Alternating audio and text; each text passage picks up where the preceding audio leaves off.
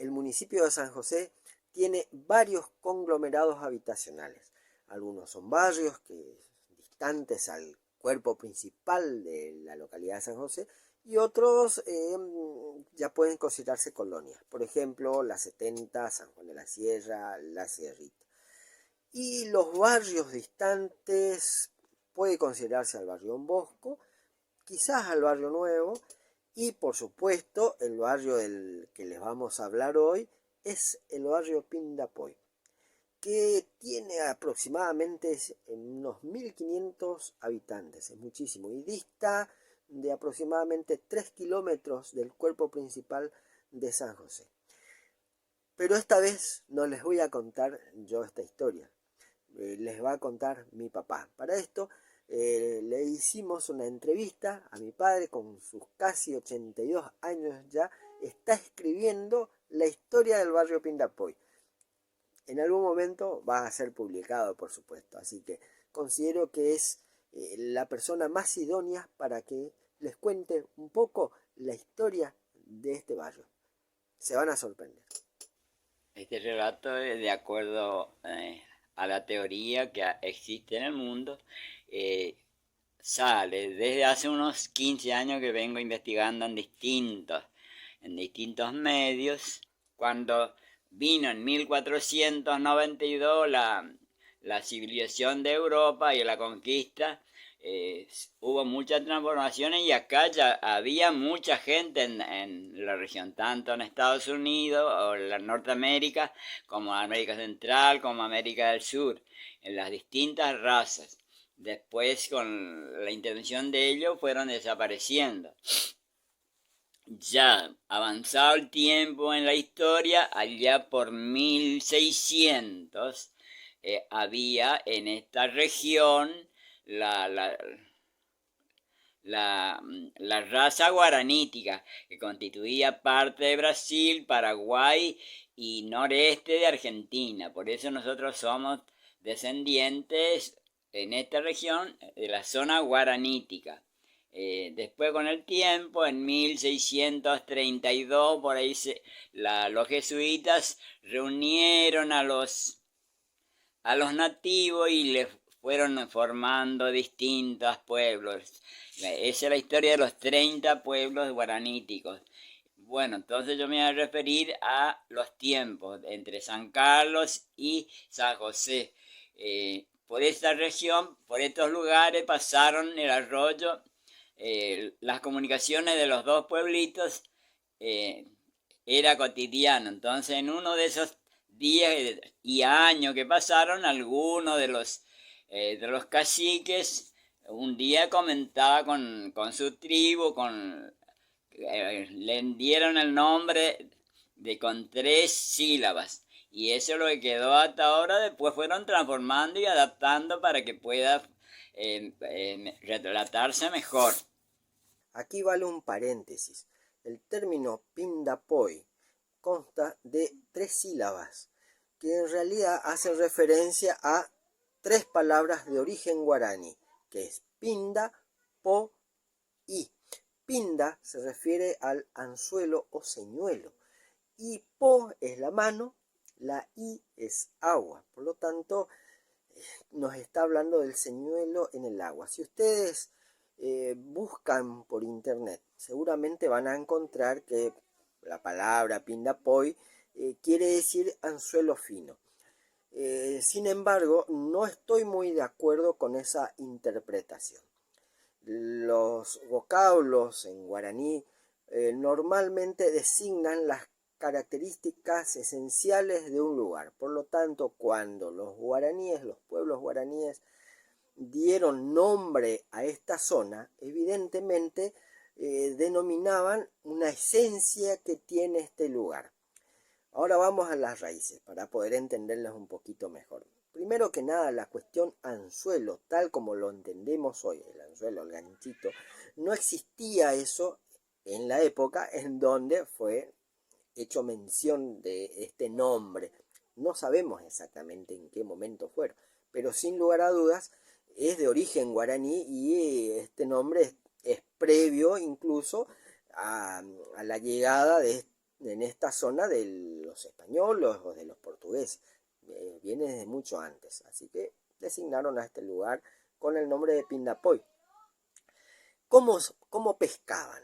¿Cómo pescaban los guaraníes? De la siguiente manera, ¿no? Una manera era, con una vara, atizaban el agua muy suavemente, cosa de atraer a los peces. Vieron que por ahí cae, no sé, algo en el agua, en la superficie, y suelen los peces acercarse para ver qué es. Ellos comúnmente pescaban con lanzas o con flechas directamente. Pudieron utilizar otros métodos, sin lugar a dudas, pero como dije, no existía el método tal como existe hoy, el método de pesca. Así que la traducción de anzuelo fino, no sé dónde está la palabra fino en este término en guaraní, tiene que ver con la acción para pescar que se hace con la mano en el agua. ¿Sí? Y bien, decía que se designa la esencia de este lugar. ¿Cómo es este lugar? ¿Cómo es este barrio? Está rodeado de arroyos. Toda esta zona hay muchos arroyos con muchos pozones. Los que conocemos lugar y toda esta zona hemos ido a nadar por distintas partes. Y hay lagunas, lagunones por allí, y en los arroyos, no sé ahora, pero hubo mucho tiempo donde se podía pescar peces bastante grandes, bagres, bogas, tarariras. Por lo tanto, toda esta zona es muy propicio para la pesca. Así que puede designarse a este lugar de Pindapoy como una zona de pesca, es decir, agua propicia para la pesca, aguas para pescar, con la mano, ¿sí? Pindapoy. Así que bueno, continuemos con la entrevista. Después de la expulsión de los jesuitas, entonces todos los nativos se dispersaron y quedaron totalmente vacíos los dos pueblitos, pero ya nuestra zona ya tenía su nombre, nuestro barrio ya tenía su nombre, que con el correr del tiempo llevó a nombrarse actualmente como se conoce. También hubieron muchísimos hechos en la Guerra Grande o de la Triple Alianza. Hubo hechos de ahí cerca del peaje actual, ahí hubo varios enfrentamientos entre paraguayos, argentinos y brasileños, hasta que liquidaron a esa gente y se fueron. El ejército principal se fue a Paraguay y de allá los brasileños persiguiendo.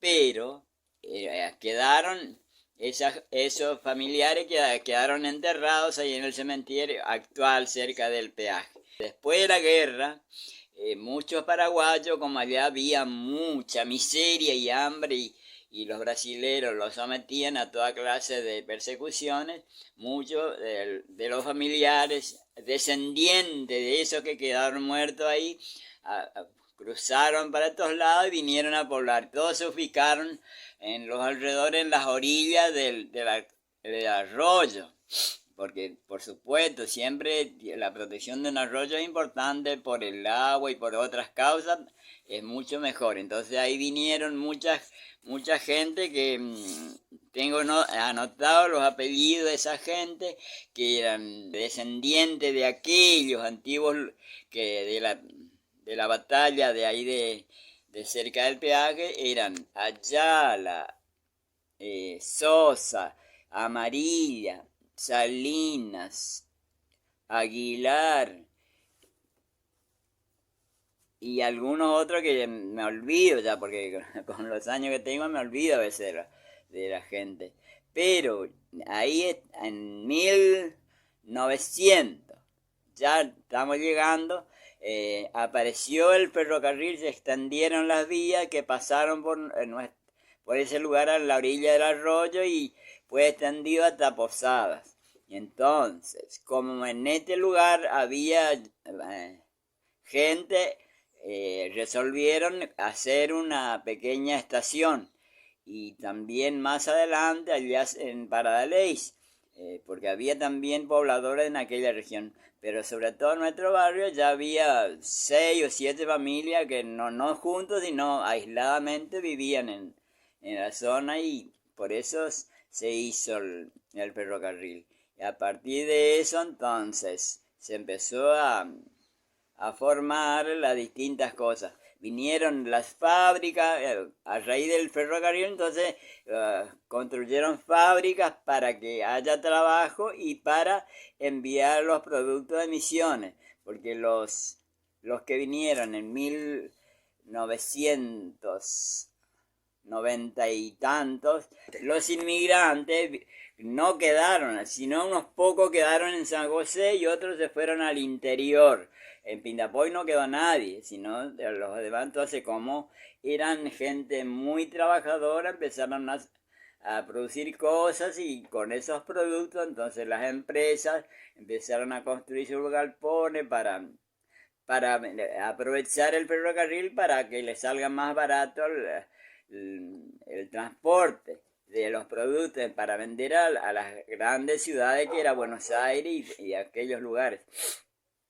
Y entonces a raíz de eso fue evolucionando y cada empresa venía, como eran de las tierras, eran muy productivas, empezaron a plantar toda clase de cosas, hierba, té, frutas, y entonces se fundaron varios galpones para que de allí depositaban y ahí empacaban y mandaban los productos a Buenos Aires. Entonces, nuestra empresa, como nació en 1959, necesitaba la fábrica de cajones y se fundó el aserradero Pindapoy. Y allí empezaron a llegar mucha gente y más o menos en agosto el 25 de agosto de 1962, la empresa que eran dueñas de los campos, vieron que había posibilidad de sacar muchos beneficios, resolvieron dividir y formar terrenos pequeños y quintas más grandes y empezaron a ofrecerla en las empresas, iban y ofrecían para la gente. Entonces la gente empezó a comprar y a partir de ahí nació mi barrio. Toda esa gente que venía de Corrientes, de distintos lugares, de San Miguel, de Santo Tomé, de Virasoro, de San Carlos, de otros lugares de Verón de Astrada y otros lugares de la región, la mayoría eran correntinos, se vinieron, compraron los terrenos, empezaron a trabajar y ahí en ese entonces fueron haciendo sus casitas, sin ayuda del gobierno, con su propio, porque la empresa pagaba muy bien, entonces como había mucho trabajo, había mucho dinero, entonces empezaron a construir sus casas y desde entonces empezaron a progresar y entonces el barrio se fue formando poquito a poco hasta que llega en 1970 y tanto las empresas empezaron a declinar por las políticas malas que practicaban los gobiernos y entonces a partir de ahí empezó a decaer el barrio y en 1990 el ferrocarril fue vendido y entonces ahí se cayó todo. Y entonces quedamos desesperanzados y nosotros teníamos muchos planes, había 2 comisiones para llevar adelante, o sea que levantar más nuestro barrio, pero como la política nos dio, entonces se abandonó todo y quedó ahí a la deriva. Sin embargo, mucha gente todavía sigue. También viene gente de Concepción y algunos lugares de cercanos. Toda esa gente quedó viviendo por estos lugares. Y es el nacimiento de nuestro barrio. Ahora veremos cómo seguirá. Ahora estamos tratando de elevarlo un poquito porque hace 38 años que está medio abandonado porque en San José aparentemente no le interesa mucho el barrio y no nos atendió. Hace 15 años que vine y encontré con mucho peor, muy decaído. Sin embargo, la gente es muy tenaz y trata de salir adelante. Pero la mayoría de mis compañeros ya pasaron a la eternidad, entonces quedan sus descendientes. Y esperamos que ahora los chicos jóvenes y las futuras generaciones puedan hacer algo para levantar. Estamos proyectando algo porque no puede ser que habiendo tanto dinero, siendo un país tan rico, sea un barrio tan olvidado, tan dejado de lado. O sea que hay otros pueblos muy progresistas que hacen de todo. Y así es mi aspiración de que este barrio más o menos empieza a surgir y a tener algo, porque no hay nada acá en este pueblo. Hay solamente negocio y más cosas, pero y un empedradito ahí que tardó 4 años para hacer, y no, los trabajos se hacen en poco tiempo, porque muy así, muy abandonados no podemos quedar dormidos en la historia. Por eso yo siempre le critiqué a San José, que es un pueblo dormido en la historia. Hace 132 años que existe y está igual que antes. No puede ser, se tiene que mover para algún lado, no solamente sobrevivir, porque el tiempo pasa y la gente se va y la historia de los pueblos progresistas, como vemos en Misiones, hay muchos pueblos que han avanzado un montón, con mucho menos antigüedad, con 80 años, 90 años, y están muy lejos de nuestra región. Por eso yo quiero que mi pueblito se empiece a surgir. ¿Algo más para que te quedó en el tintero sobre nuestro barrio? ¿Algún aspecto? Bueno, cuando nosotros teníamos la comisión con el extinto Dionisio Miño, hicimos muchísimo por el barrio. Conseguimos 10 viviendas, hicimos la cooperativa de agua y ayudamos a la escuela y conseguimos la sala de primer auxilio.